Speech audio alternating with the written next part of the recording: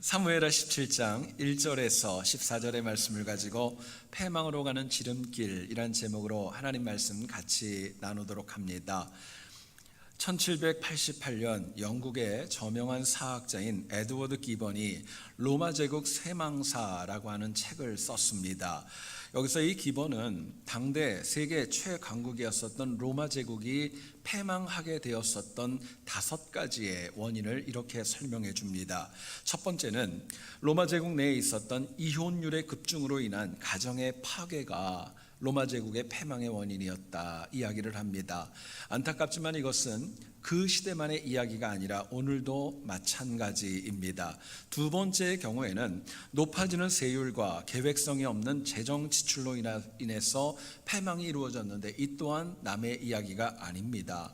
세 번째, 비정상적인 쾌락의 축으로 인하여서 그들은 패망하였는데 오늘 이 시대에도 성적인 타락은 이제는 도를 넘어선 지경에 이르고 있습니다.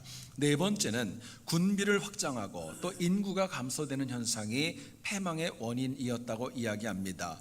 여러분 아시는 대로 오늘날 세계의 많은 선진국들의 상황이 바로 이와 똑같습니다.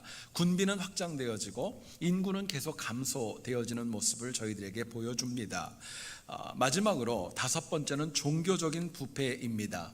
오늘날 사실은 우리 주변뿐만이 아니라 한국 땅에서도 종교는 이제는 존경보다는 비판과 조롱을 더 많이 받을 때가 많이 있기 때문에 그렇습니다. 문제는 이와 같은 이 5가지, 이 기본이 지적했던 5가지의 현상이 세계를 주도하는 선진국들의 이런 현상들이 더 많이 두드러지게 나타나고 있다는 것입니다. 여러분, 역사는 우리에게 항상 패망과 번영의 비결을 우리에게 교훈해 줍니다. 그런데 우리는 항상 깨어서 지혜로운 선택을 살아가야 하지만 그러지 못할 때가 적지 않은 거예요. 오늘 본문을 보면 압살롬의 모사였던 아히도벨이 아주 귀한 책략을 내어놓습니다.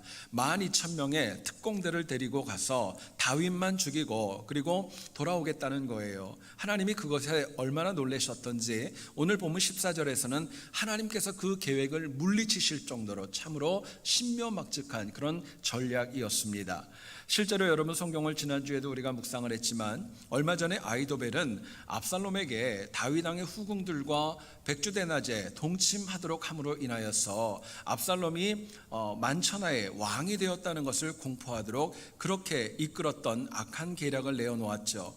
그런데 오늘 본문을 보면 압살롬은 온전하게 왕으로 등극하기도 전에 자신의 정책을 펴보기도 전에 패망하게 되었고 아히도벨은 결국 자신의 계략이 받아들여지지 않음으로 인하여서 고향 땅에 돌아가고 목숨을 잃어버리는 그런 자살로 생을 마감하고 맙니다. 여러분, 압살롬이 패망했던 것은 다른 이유가 아닙니다. 탁월했던 이 아히도벨의 책략을 뒤로했고 오히려 다윗의 스파이였던 후세의 전략을 선택했기 때문이었습니다. 안타깝게도 다윗의 어떤 역공이나 공격으로 인하여서 패망한 것이 아니라 압살롬 내부에 내부에 있었던 어리석음이 결국에는 패망의 원인이 되었던 것입니다. 오늘 이 땅을 살아가는 사람은 누구나가 다 패망하는 거 원하지 않습니다. 성공하기를 원하고 번영하기를 원하고 발전하기를 원하고 더 나아지기를 원합니다. 그런데 우리가 넘어지고 패망하는 원인을 가만히 보면은 외적인 어떤 요인보다도 내적으로 내 안에서 그릇되고 하나님의 뜻에 맞지 않는 것으로 인하여서 나 때문에 패망의 길로 가는 경우가 얼마나 많이 있는지 모릅니다. 여러분, 우리가 매일 묵상을 하고 읽는 성경을 생각해 보시죠.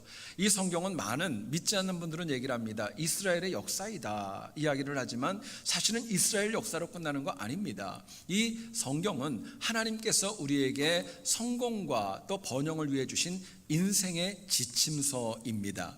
그래서 성경에는 사실은 패망이 아니라 성공의 비결이 더 많이 있고 세상의 불신자들 뿐만이 아니라 그런데 안타깝게도 믿는 영혼들도 이 성경의 능력을 모르고 살아갈 때가 적지 않습니다.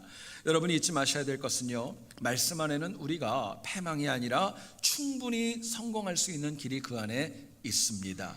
오늘 본문을 통해서 우리가 압살롬과 같이 패망하지 않으려면 어떻게 해야 될까? 본문이 주는 메시지 같이 한번 나누어 보기를 원합니다. 첫 번째로 생각할 것은 패망으로 가는 사람은요, 바른 소리를 들으려고 하지 않습니다. 바른 소리를 듣지 못하는 영혼은 패망한다는 것을 저희들에게 말씀합니다. 오늘 본문 1절과 2절에서 아히도벨은 압살롬에게 이렇게 얘기를 합니다. 12,000명만 나한테 주십시오.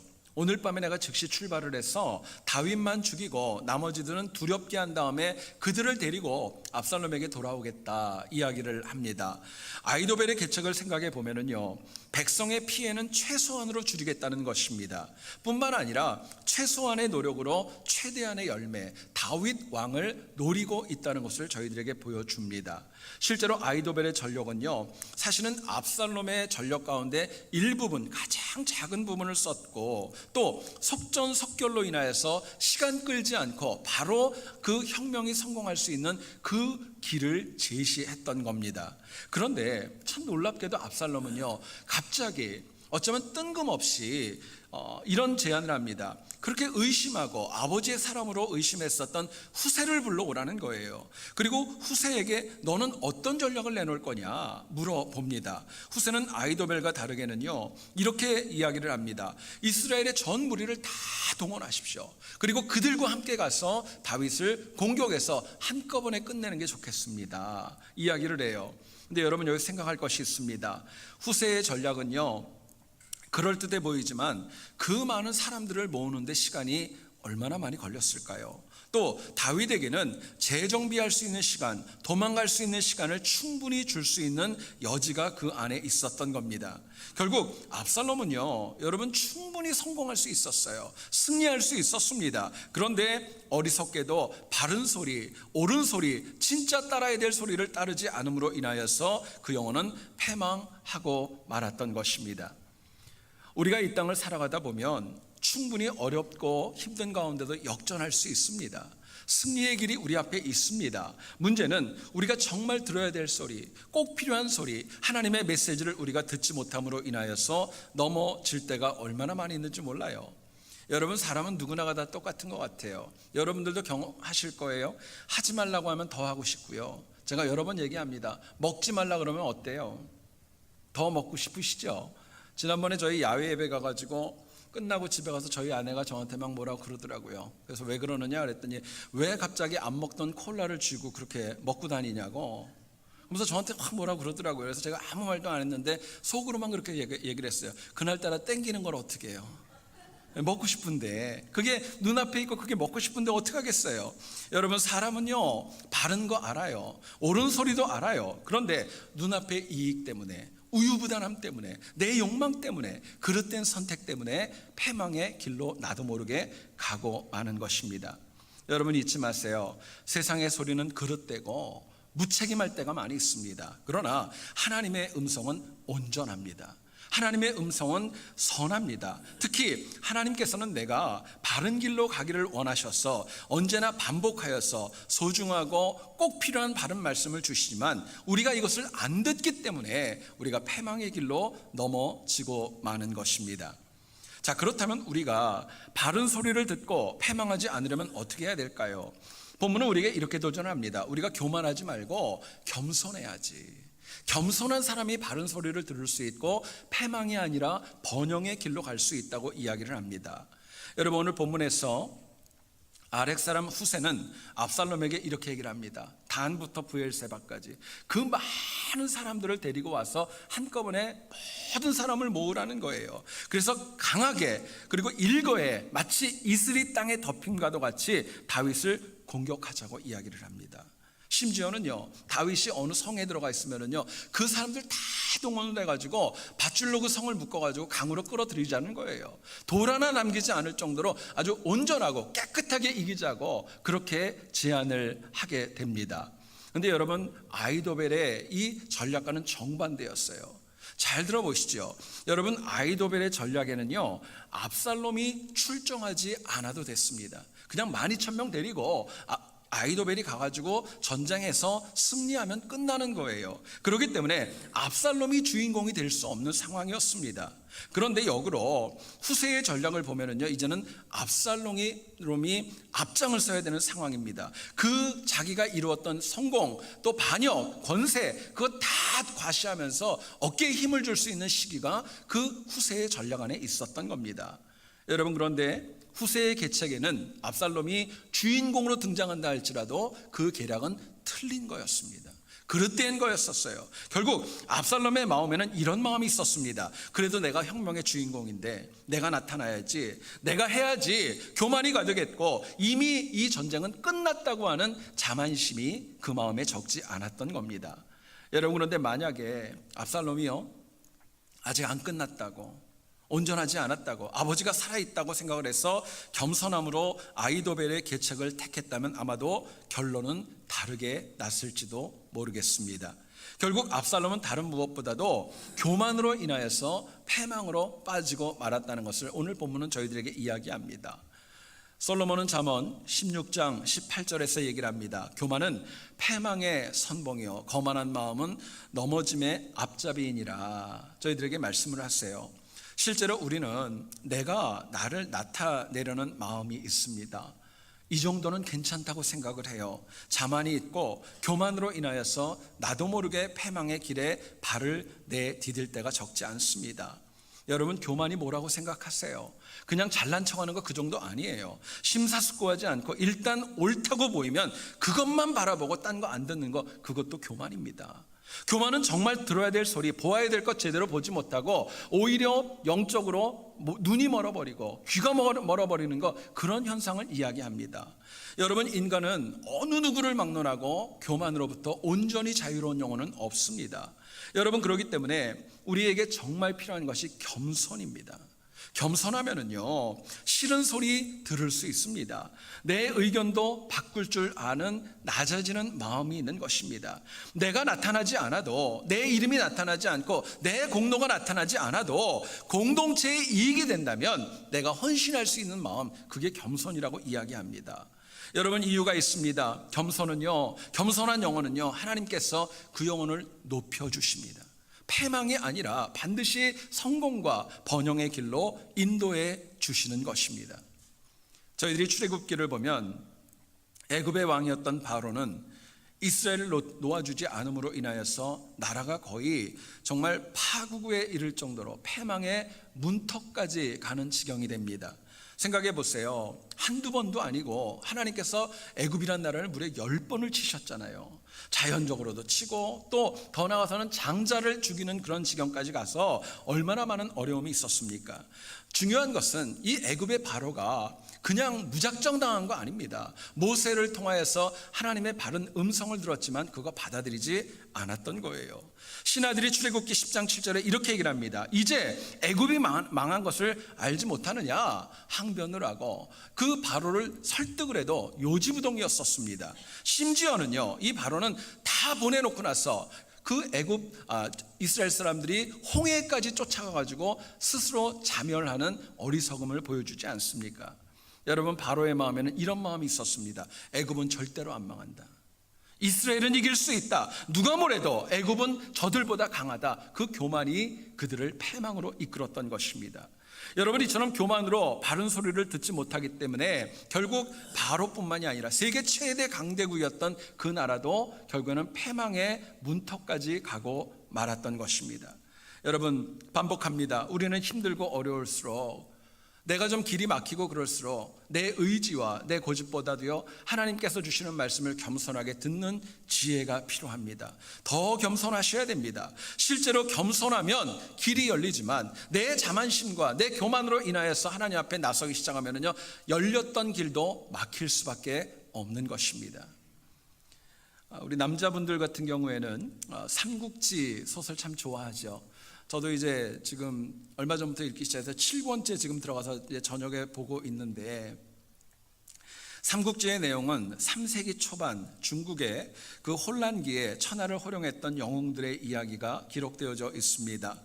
여러분, 삼국지에 나오는 세 명의 주인공을 아시죠? 유비가 나오고 조조가 나오고 선권이 등장을 합니다. 어느 세력이 가장 컸는지 여러분 아시는지요? 우리가 봤을 때는 세계가 균등한 것 같지만 가장 강력한 국가는 조조였습니다. 거의 다른 나라가 비교가 안 될 정도로 컸었습니다. 그런데 조조가 그 많은 가운데 성공할 수 있었던 이유를 학자들은 이렇게 평가를 합니다. 때로 조조도 전쟁에 패할 때 있었어요. 실망할 때도 있었어요. 무모한 복수를 위해서 칼을 가는 그런 어리석음과 자만에 빠질 때도 있었습니다. 그런데 조조의 특징이 있었어요. 어렵고 힘들 때마다 옆에 있는 동료들과 장수들과 참모들이 그건 아니라고, 틀린 얘기라고, 그렇게 하면 안 된다고, 다시 정신 차리라고 얘기를 했을 때 그 이야기를 마다하지 않고 바른 소리를 들을 줄 알았던 것입니다. 그 외에 많이 넘어졌던 영웅들을 보게 되면 그들은 독단적이고 이기적이고 자기 생각에 사로잡혀 패망하는 경우가 너무나도 많이 있었다고 평가를 합니다. 여러분, 제가 이 시간에 한번 여러분들에게 물어봅니다. 속으로 한번 내 자신에 대해 답해 보세요. 여러분들은 본인이 겸손하다고 생각하세요? 교만하다고 생각하세요? 어떻게 생각하세요? 내가 교만하다고 생각하세요? 아니면 겸손하다고 생각하세요? 많은 분들은 그렇게 생각할 거예요. 어느 누구도 자기가 교만하다고 얘기하지 않아요. 교만한 분도 자기가 교만하다고 얘기하지 않아요. 거의 자기는 겸손하다고 이야기를 합니다. 근데 내가 겸손한지 여부를 알 수 있는 기준이 여기에 있습니다. 내가 얼마나 바른 소리를 들으며 살아갈 수 있는가. 나에게 좀 불이익이 오고 내가 힘들고 나를 좀 공격하고 내 그릇된 모습을 얘기를 해도 얼마나 그것을 받아들이는가에 따라서 내 교만과 겸손이 결정될 수 있는 것입니다. 만약에 내 삶 가운데 내 의견은 항상 옳아, 내 뜻은 옳아, 내 생각대로 내 위주로 살아간다면 그 삶은 절대로 겸손이 아닙니다. 그리고 이처럼 교만하면 절대로 성장할 수 없고 패망으로 갈 수밖에 없는 것입니다. 저는 여러분들이 힘들고 어려울수록 더 하나님의 음성 앞에, 하나님 메시지 앞에 겸손해질 수 있기를 원합니다. 더 중요한 것은 마음만 낮추는 것이 아니라 성령 하나님이 우리에게 들려주시는 바른 음성을 듣고 겸손하게 듣고 실천해 나가는 결단도 함께 필요합니다. 그래서 우리 여기 있는 우리 모두가 다 패망이 아니라 성공과 번영, 하나님이 주시는 은혜로 날마다 승리하는 우리 모두가 될 수 있기를 주의 이름으로 축원드립니다. 두 번째로 생각할 것은요, 우리가 주어진 자리에 안주하지 말아야, 나에게 주신 자리를 지킬 줄 알아야 우리가 패망하지 않습니다. 나에게 주신 은혜를 내가 지킬 때, 그럴 때 패망하지 않는다는 거예요. 본문을 보면 아히도벨은 압살롬에게 이렇게 얘기하는 것입니다. 다윗이 아직 살아있기 때문에 당신의 혁명과 당신의 왕권을 위한 찬탈은 성공한 것이 아니다 라고 이야기합니다. 그렇기 때문에 그나마 지금 이루었던 성공과 번영도 끝까지 지켜야 된다고, 긴장을 가지라고 이야기를 합니다. 반면에 후세의 이야기는 다릅니다.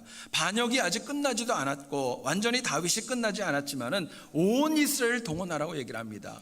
그 이면에는 이런 뜻이에요. 당신은 이미 끝났다는 거예요. 잘 됐다는 거예요. 그렇기 때문에 지킬 필요 없이 그냥 안정을 해도 된다고 하는 그런 부추김이었었습니다. 결국 압살롬은 이 반역은 이제 끝났어, 다윗 아버지는 돌아올 수 없어, 그런 안일한 마음 때문에 결국 후세의 조건을, 그 책략을 선택할 수밖에 없었던 것입니다. 압살롬의 문제가 여기에 있습니다. 자신에게 주어진 것 지키지 못했고 안일했고 현재에 안주하면서 하나님을 과소평가했고 다윗도 과소평가했고 오히려 자신의 능력을 과대평가하는 어리석음에 빠지게 되었던 것입니다. 여러분, 그런데 안타깝게도 이처럼 자신에게 주어진 자리 끝까지 지키지 못했었던 압살롬, 나중에 어떻게 됩니까? 왕위가 되어서 나라를 통치해 보기도 전에 전쟁에서 사망하고 패망으로 그 인생이 끝나고 맙니다. 여러분, 만약에 압살롬이 여전히 긴장하고 깨어서 자신에게 주어진 기회와 그 권한을 갖다 지키기 위해서 끝까지 노력을 했다면 어쩌면 역사는 달라졌을지도 모르겠습니다.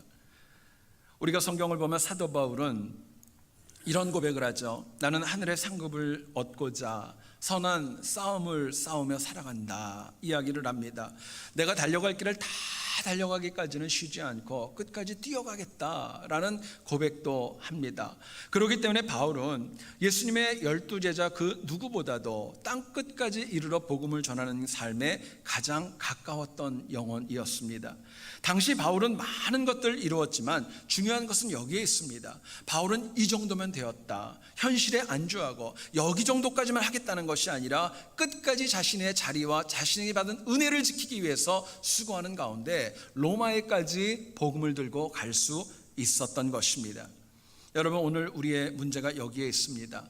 아직 완성되지 않았습니다. 아직 성숙하지도 않았습니다. 아직 온전해지지 않았어요. 그런데 마치 무엇이 돼 있는 것처럼 스스로 착각하고 자만에 빠질 때가 적지 않습니다.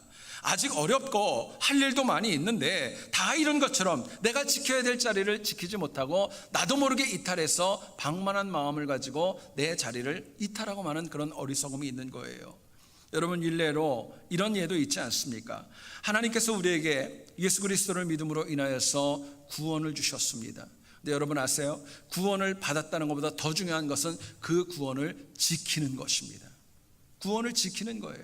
내가 하나님 나라에 가는 그날까지 내 구원, 내 믿음, 내 신앙을 지키는 거예요. 악한 마귀는 지금도 우는 사자와 같이 우리를 공격하고 넘어뜨리려고 많은 미혹으로 다가오지만 끝까지 내 믿음을 지켜나갈 때 비로소 내가 하나님의 나라에서 천년 동안 왕노릇하는 놀라운 은혜를 누릴 수 있는 것입니다. 자, 그렇다면 우리가 주어진 믿음의 자리를 신실하게 지켜서 패망을 이기려면 어떻게 해야 될까요? 내 자리 지키려면 뭐가 필요할까? 본문은 저희들에게 이렇게 얘기를 합니다. 선한 일을 미루지 말고 지금 실천해야, 하나님 나에게 명령하시는 걸 지금 실천할 때에 비로소 내가 내 믿음도 지킬 수 있고 패망의 길로 넘어지지 않는다고 이야기를 합니다. 여러분, 반복하지만 아이도벨의 전략은요, 속전속결을 주장했습니다. 지금 당장 12,000명 내놓으라는 거예요. 가서 지금 공격해서 끝내겠다는 것입니다. 그러나 후세의 전략은요, 정말 많은 시간이 필요했습니다. 오히려 나중으로 하겠다고 미루고 또 미루는 모습을 보여줍니다. 여러분, 실제로 생각해 보세요. 오늘 우리는 휴대폰을 가지고 서로 연락을 하고 단체 카톡을 통해 서로 연락을 하고 금방금방 서로 모이는데 큰 어려움이 없습니다. 커뮤니케이션 하는 것도 문제 없습니다. 그런데 당시 다윗의 시대는 어땠을까요? 사람을 불러 모은다는 거, 누구를 찾아간다는 거, 이거는 쉬운 일이 아니었었습니다. 그런데 여러분, 여기서 놀라운 다윗의 반대되는 모습이 있습니다. 이 압살롬은요, 우유부단하고 나중으로 미루는 것을 선택했지만 다윗은 달랐어요. 바로 지금 백성들을 재촉을 해가지고 피난길을 가게 됩니다. 우리가 이미 묵상을 했지만 베냐민 지파의 시므이라는 사람이 막 티끌을 날리면서 다윗에게 막 욕하고 저주하고 막 그렇게 공격해도 다윗은 그거 아랑곳하지 않았어요. 왜요? 지금 빨리 도망가고 지금 빨리 피난을 가야 살 수 있었기 때문이었던 것입니다. 여러분, 그러나 압살롬은 짧은 승리에 도취했고 우유부단함으로 인하여서 지금 해야 될 일을 뒤로 미루고 연기하고 말았던 것입니다. 결국 압살롬의 이 늑장을 부림은 다윗에게는 미래를 기약할 수 있는 소중한 시간으로 다가왔던 것입니다. 여러분, 당시 압살롬이 만약에 즉시 아히도벨의 전략을 택했다면 어쩌면 다윗이 패망했을지도 몰라요. 바른 소리에 즉시 순종했다면 많은 피를 흘리지도 않고 나라를 빨리 장악했을 수도 있을 것입니다. 그러나 안타깝게도 압살롬은요, 즉시 하지 않았고 미루는 가운데 그나마 얻었던 자리까지도 나중에는 다 잃어버리는 어리석음에 빠지게 되었던 것입니다. 여러분, 사람은 누구나가 다 예외 없이 시간 위에서 살아갑니다. 현재를 바로 활용하는 영혼만이 미래에도 패망을 이길 수 있는 것입니다. 실제로 우리가 지나간 현재인 과거의 시간을 바르게 활용했다면 지금 내 삶에 열매가 있을 겁니다. 또 지금 나에게 주신 이 시간을 바르게 활용하면 즉시 순종할 수 있다면 내 미래는 역시 말씀으로 바뀔 수 있습니다. 그러나 우리는 현재 해야 될 일, 즉시 실천해야 된다는 거 모르지 않지만 너무 생각이 많아요. 계산도 많아요. 여기저기 그냥 걸려놓은 것이 너무너무 많아요. 그런데 여러분, 성령 하나님의 말씀은 이것입니다. 내 마음에 감동을 주시고 내 마음에 확신을 주시고 반복해서 주시는 말씀이 있으면요, 즉시 순종하라는 것입니다. 여러분, 우리는 세상과 사람들의 말은 좀 더디 실천해도 괜찮아요. 큰 문제 없어요. 그러나 하나님께서 나에게 반복하여 주시는 메시지만큼은 즉시 실천해야 내 믿음을 지키고 패망으로 가지 않는 것입니다. 여호수아서 2장 21절을 보면 이런 말이 나옵니다. 그들은 보내어 가게 하고 붉은 줄을 창문에 매니라 이야기합니다. 여러분 아시는 대로 여리고 정탐꾼들이 다시금 이 자신의 본부로 돌아오면서 라합에게 이야기를 합니다. 여리고 전쟁이 일어나면 너희가 우리를 숨겨줬기 때문에 너희 가족을 살려줄 거야. 그 대신 표시를 좀 하자. 너희 집 그 창가에다가 붉은 줄을 좀 내어 매달아 놓으라. 그러면은 우리가 전쟁을 했을 때 너희는 안 건드릴게. 이야기를 한 겁니다. 여러분, 당시 이 정탐꾼들이 돌아가면서 라합에게 이 이야기를 해요. 근데 성경을 보니까 놀라운 것은요, 라합은 정탐꾼이 떠나자마자 즉시로 창가에 빨간 줄을 내어 달기 시작합니다. 여러분, 무슨 말씀일까요? 이 말은 말씀을 듣고 즉시 실천했다는 거예요. 미루지 않았다는 거예요. 여러분, 그랬던 라합이 나중에 어떻게 되었습니까? 바로 예수 그리스도의 조상이 되는 놀라운 은혜를 누리게 될 수 있었던 겁니다. 여러분, 제 얘기를 잘 들어보시죠. 내가 지금 내 믿음을 지키지 못하면 나중에도 지키지 못합니다. 지금 나에게 주시는 메시지를 순종하지 못하면 나중에도 순종하지 못하는 것입니다. 여러분, 그게 맞습니다. 그렇기 때문에 지금 나에게 주시는 말씀대로 순종해서 내 믿음을 지킬 때에 내가 영적인 패망의 길로 가지 않는 것입니다. 어떤 글을 읽다가 여러분들에게 소개합니다. 만약에 어떤 은행에서 여러분 계좌에 매일같이 에브리데이 무려 84,600불이나 되는 거금을 입금해 준다면 여러분 어떠시겠어요? 별로 안 좋으세요? 현실이 아니니까. 생각해 보세요. 84,600불을 입금을 해요. 근데 그 은행이 우리한테 요청하는 조건은 딱 한 가지밖에 없어요. 오늘 안에 그 돈을 다 쓰라는 거예요. 남는 것 전혀 잔금 없이 다시 은행에 회수한다고 얘기를 합니다. 여러분, 그것이 반복이 된다면 우리는 생각할 거예요. 이 돈을 어떻게 쓰면 좋을까? 뭐에 쓰면 좀 더 현명할까? 지혜롭게 쓰는 방법이 무엇일까? 생각할 것이 당연하지 않겠어요. 그런데 여러분, 이 글은 저희들에게 이렇게 얘기를 합니다. 우리에게 주어진 시간이 이처럼 하루에 84,600초라는 거예요. 의심스러우면은 집에 가시면서 전자계산기 한번 두드려 보세요. 24시간 몇 분이고 몇 초고 해서 한번 해보세요. 중요한 것은 은행의 지시처럼 돈을 쓰지 않으면 남은 잔액이 사라지는 것처럼 시간도 지금 바르게 쓰지 않으면 아무것도 남지 않는다는 것입니다. 생각해 보세요. 의미 있고 가치 있게 써도 시간은 빨리 갑니다. 그러나 악한 일에 써도 하루의 시간은 그렇게 길지 않습니다. 그렇기 때문에 지혜로운 영혼은 지금 나에게 주어진 이 시간 속에서 최선을 다하고 하나님의 말씀대로 나에게 주신 믿음의 자리를 지키는 겁니다. 구체적으로 지금 해야 될 일을 미루지 않고 지금 실천하며 살아갈 때에 우리가 패망이 아니라 번영으로 갈 수 있다고 말씀합니다. 여러분, 지금 내 삶에 곤고함이 있고 어려움이 있고 내 뜻대로 되지 않는 이유 중에 하나는 이것일 것입니다. 과거라는 시간, 과거에 주어진 지금이라는 그 시간을 갖다가 순종하지 않았고 그 시간을 바르게 활용하지 못함이 지금 내 앞에 후회와 아픔으로 다가올 수 있기 때문에 그렇습니다. 여러분, 이 시간에 한번 생각해 보세요. 지금 내 삶에서 꼭 해야 될 일, 꼭 하고 싶은 일, 뭔가 아쉬운 일, 무엇을 해야 하나님이 기뻐하실까 한번 생각해 보세요. 지금 여러분들의 마음속에 지금 생각나는 바로 그것부터 즉시 순종할 때에 하나님이 길을 여실 겁니다. 그러면 내가 누리는 은혜와 내게 주어진 자리를 하나님께서 분명히 하나님의 능력과 은혜로 지켜주실 줄을 믿습니다. 저는 여기 있는 우리 모두가 다 항상 미루고 연기하는 것이 아니라 하나님의 메시지를 들을 때 지금 순종하고 헌신함으로 인하여 주어진 자리, 믿음의 자리 잘 지킴으로 패망을 이기고 승리하는 우리 모두 될 수 있기를 다시 한번 주의 이름으로 축원드립니다. 오직